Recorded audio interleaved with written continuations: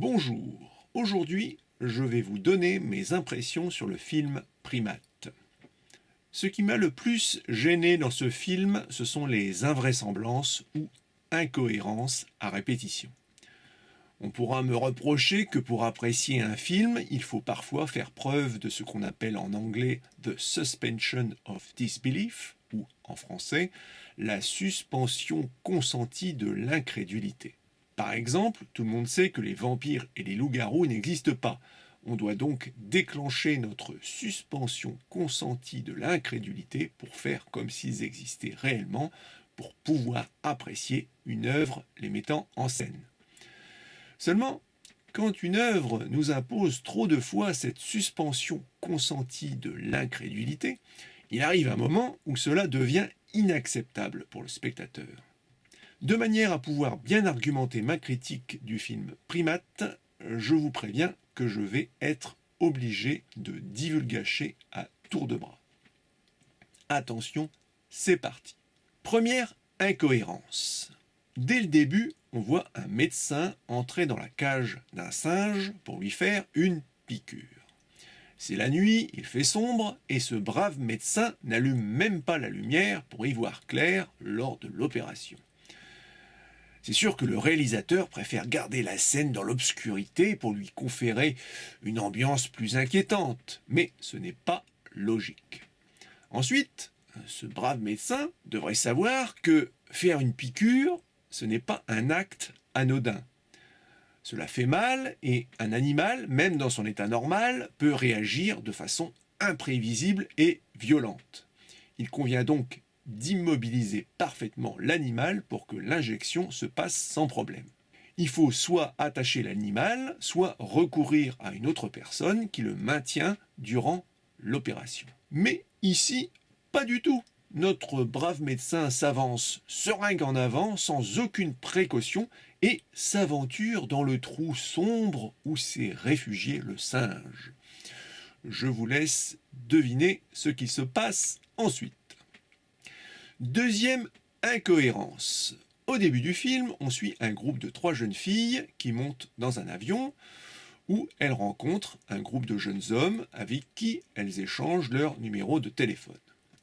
Plus tard, les 3 filles sont ensemble et l'une d'elles décide d'appeler ces jeunes hommes. Elle tombe sur une boîte vocale et, dans un moment de délire, elle leur dit en substance « Voici notre adresse, venez nous baiser ». Et elle raccroche. C'est évidemment une action totalement irresponsable, car elles ne connaissent même pas ces jeunes hommes. Ce genre d'acte aurait pu éventuellement être acceptable si on nous avait présenté cette jeune fille comme totalement délurée, nymphomane ou tout simplement stupide. Or ici, ce n'est pas le cas. À la rigueur, cette réaction pourrait être expliquée car les jeunes filles sont en train de fumer un joint, mais rien ne nous montre dans son attitude que c'est la drogue qui l'a influencée. Troisième incohérence, les 3 jeunes filles et un de leurs amis trouvent refuge dans une piscine où elles sont en sécurité car le singe a peur de l'eau. Particularité de cette piscine, elle a été bâtie à flanc de falaise. Ainsi, si on sort de la piscine du côté falaise, on tombe directement dans le vide. Bon, déjà, c'est totalement idiot de bâtir une piscine à cet endroit. Ensuite, je pense que légalement, ça doit être en plus interdit, car non conforme aux normes élémentaires de sécurité.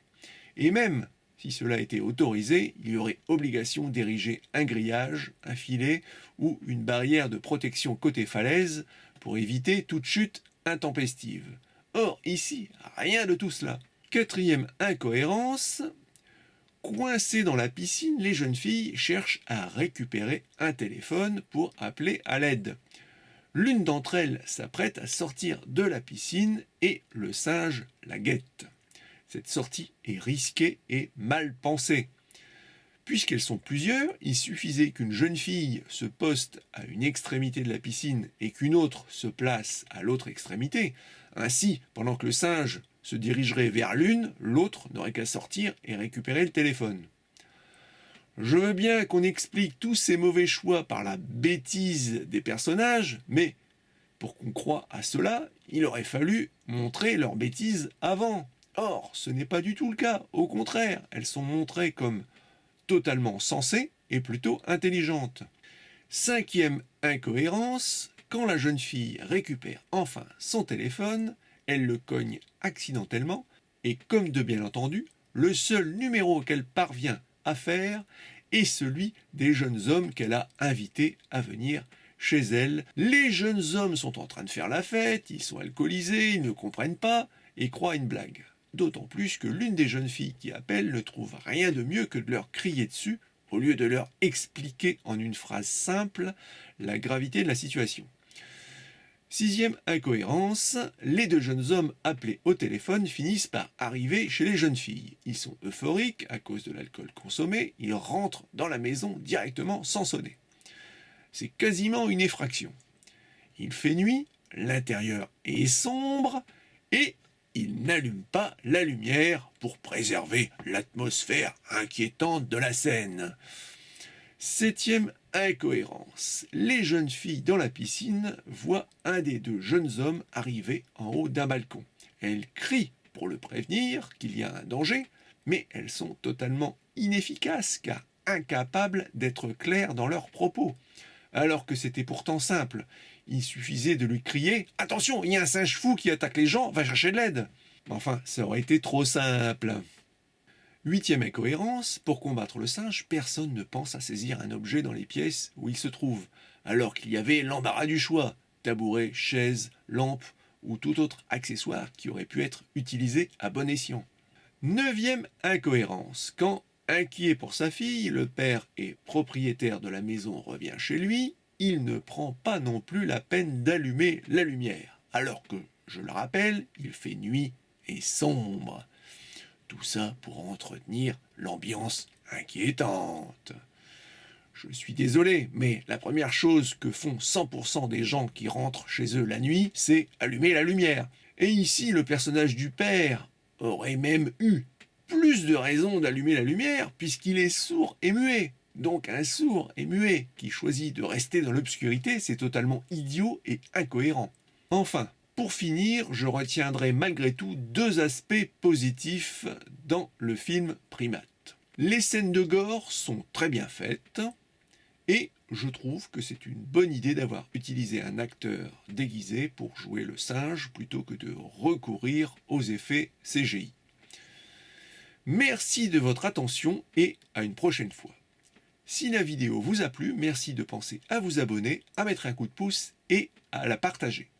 Cela aiderait beaucoup la chaîne qui en a bien besoin. Merci d'avance.